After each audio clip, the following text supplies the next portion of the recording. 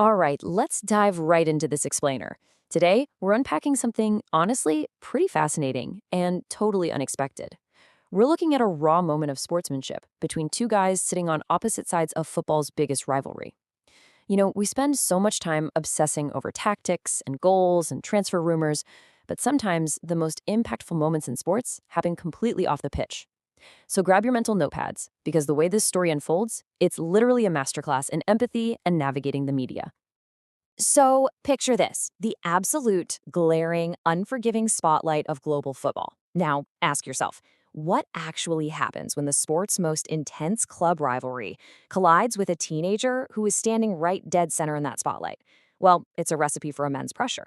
When a young athlete bursts onto the scene like that, the media scrutiny is relentless. The expectations are sky high, and the margin for error, essentially zero. Today, we're looking at how a veteran of that exact same pressure cooker decided to handle things when he was asked about a young rival. Section 1. Beyond the rivalry. Real Madrid versus Barcelona. Normally, when an established star from one of these massive rival clubs gets asked about a struggling young player from the other side, you'd expect them to lean into the criticism, right? Maybe take a subtle dig to please the fans. But the reality here? Real Madrid star Kylian Mbappé chose a completely different path. When he was asked about Barcelona's young talent Lamine Yamal, Mbappé didn't throw fuel on the fire. Instead, he showed profound kindness and understanding. Section 2. In Defense of Yamal. The Universo Valdano Interview. Okay, so let's set the scene here. Mbappé is sitting down for an interview with former footballer Jorge Valdano on the program Universo Valdano. Valdano looks right at him and poses this really critical question. What is your opinion on the Lamine Yamal phenomenon and the criticisms he is receiving? Notice the phrasing there, calling it a phenomenon, but directly addressing the criticisms. He's handing Mbappe the absolute perfect opportunity to fan the flames of the rivalry. It's a huge pivot point in the conversation. But Mbappe, he doesn't just give some canned, boring PR response. No way. He sets these strict, incredibly empathetic rules of engagement for how the media and the fans should treat Yamal. He breaks it down into three really clear ideas. First, he points out that Yamal has this huge passion for football, and that is the one thing he absolutely must not lose. Second, he directly calls out the public, basically saying, hey, people talk way too much about his personal life. Leave his private life in peace. And third, he demands that everyone accept reality. Yes, on the pitch, he's a great player, but in life, he is just an 18-year-old kid. Which brings us to this crucial quote. He says, at that age, everyone makes mistakes. You do things well, you do things poorly. We should only focus on what he delivers on the field. I mean, just think about how powerful that is coming from a rival player.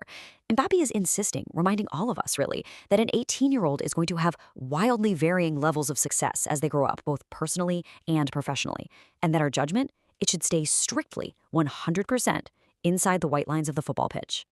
Section 3. The Weight of Fame. A Shared Prodigy Experience.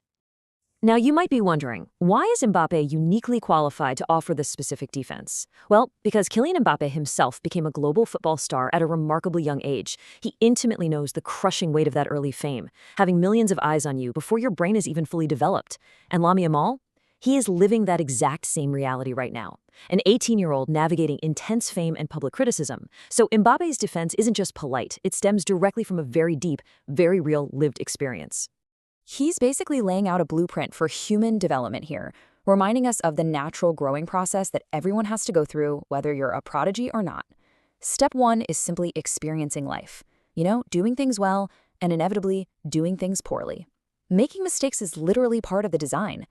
Step 2 is having your own life experiences outside of your day job.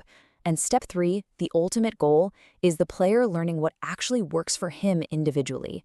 Mbappe is hammering home that young players are still learning how to be human beings, just like the rest of us. Section 4, the final whistle. The global reaction and takeaway. So as you can probably guess, this thoughtful message didn't just stay quietly in the interview room. His words spread like wildfire, quickly catching the attention of global football fans everywhere. Across social media, sports networks, you name it, he earned widespread praise. And why? Because fans worldwide immediately recognized the value of his kindness over fueling some tired, toxic debate. It was just so refreshing to see a moment of genuine humanity cut right through the usual noise of a sports rivalry. And really, this all boils down to one absolutely vital boundary, which is the main takeaway from our explainer today. On one side, we have the footballer. This is the persona that should be judged mainly by what they deliver on the pitch. That's totally fair game. But then on the other side, we have the person. And the person, regardless of their crazy talent, their huge salary, or the badge on their shirt, deserves the exact same respect and privacy as anyone else. It is such a vital distinction to make between a public performance and a private existence. Which leaves us with this final, pretty provocative thought. If football's biggest stars, literally guys playing on opposite sides of one of the most intense rivalries in sports history, can separate the player from the person, why is it so hard for the rest of us? Take a moment to reflect on that. How do you consume media? How do you talk about young public figures? Are you granting them the grace to just be human? Thanks for hanging out with me for this explainer, and keep asking the right questions.